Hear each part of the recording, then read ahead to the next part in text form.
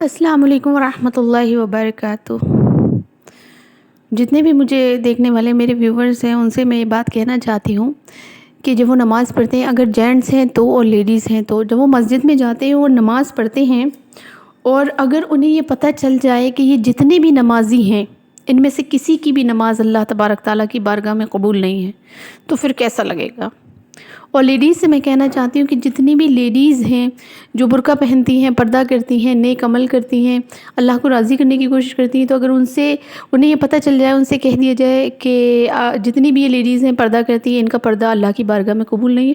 اور بظاہر مجھے تو ایسا لگتا ہے کہ آج کل کا پردہ تو فیشن بن گیا ہے کہ وہ پردے کے لیے تو ہوتی ہی نہیں ہے، عجیب عجیب طریقے کے مختلف برقعے، اور بہرحال اللہ عالم، اللہ ہمارے حال پر رحم فرمائے۔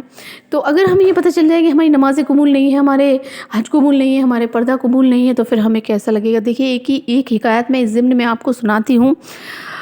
حضرت سیدنا عبداللہ جوہری علیہ رحمۃ اللہ کبھی فرماتے ہیں کہ میں ایک سال عرفات شریف میں تھا، مجھے اونگ آ گئی اور میں خواب کی دنیا میں پہنچ گیا۔ میں نے دیکھا کہ 2 فرشتے آسمان سے اترے، ان میں سے ایک نے دوسرے سے پوچھا اس سال کتنے حاجی آئے؟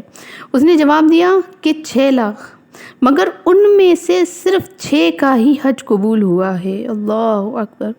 آپ یقین مانیے جس وقت میں نے یہ حکایت سنی تھی میں کتنی دیر تک سختے کی حالت میں بیٹھی رہی تھی۔ اللہ، مجھے اپنی نمازیں یاد آ گئی کہ اگر کل قیامت کے دن مجھ سے کہہ دیا جائے کہ نیلوفر تیری ایک بھی نماز ہماری بارگاہ میں قبول نہیں ہے تو میرا کیا بنے گا۔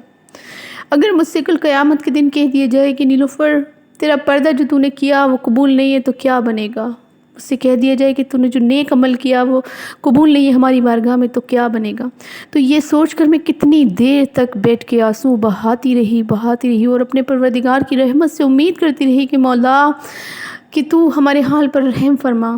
لیکن جب میں نے اس حکایت کا اینڈ پڑھا تو الحمدللہ میرے دل کو ڈھارس بن گئی، اور دیکھیے کتنا اچھا ہی اس کا اینڈ ہے، آپ بھی سنیے۔ تو فرمایا کہ اس سال کتنے حاجی آئے ہیں؟ تو اس نے جواب دیا 6 لاکھ، مگر ان میں سے صرف 6 کا ہی حج قبول ہوا ہے۔ یہ سن کر وہ کہتے ہیں مجھے بہت رنج ہوا، جی چاہتا تھا کہ پھوٹ پھوٹ کر روؤں، اور اتنے میں پہلے فرشتے نے دوسرے سے پوچھا کہ جن کا حج قبول نہیں ہوا اللہ تعالیٰ نے ان لوگوں کے ساتھ کیا معاملہ فرمایا۔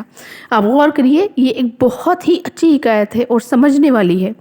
مطلب 2 فرشتے تھے وہاں عرفات کے میدان میں تھے، تو پوچھا گیا کہ کس کا حج قبول ہے، تو کہا 6 لاکھ حاجی ہے، لیکن حج کسی کا قبول نہیں ہے، صرف 6 کا حج قبول ہے۔ تو ایک فرشتے نے دوسرے فرشتے سے پوچھا کہ جن کا حج قبول نہیں ہے اللہ تبارک تعالیٰ نے ان کے ساتھ کیا معاملہ فرمایا؟ تو دوسرے فرشتے نے کہا کہ رب کریم عز و جل نے کرم فرمایا اور 6 مقبولین کے طفیل 6 لاکھ کا حج قبول فرما لیا۔ سبحان اللہ، ماشاء اللہ۔ بس یہ اس کا اینڈ پڑھ کر نا میرے دل کو راحت بن گئی، ڈھارس بن گئی کہ اللہ مجھے نیکوں کے ساتھ رکھنا، کہ دنیا میں کوئی تو نیک بندہ مجھے ایسا ملے گا کہ جس کے ذریعے میری نیکیاں بھی قبول ہو جائیں گی۔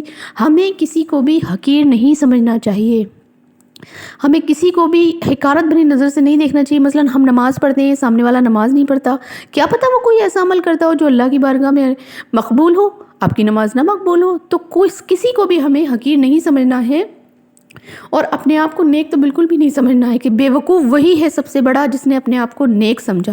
ابلیس، شاید آپ نے شیطان کی پوری حکایت سنی ہوگی کہ کس کس طرح سے اس نے گھمنڈ کیا اپنے اوپر اور سجدہ نہیں کیا، اور پھر وہ جنت سے نکال دیا گیا۔ تو کہتے ہیں کہ اللہ تبارک تعالیٰ کی ان پر رحمت ہو، ان کے صدقے ہماری بے حساب مغفرت ہو۔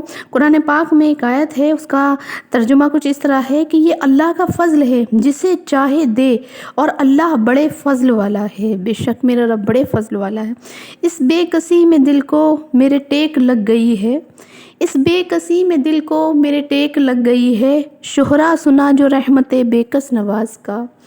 اللہ تبارک تعالیٰ ہم سب کو نمازی بنائے اور خوب نیک عمل کرنے کی توفیق عطا فرمائے، آمین بجاہ النبی الامین۔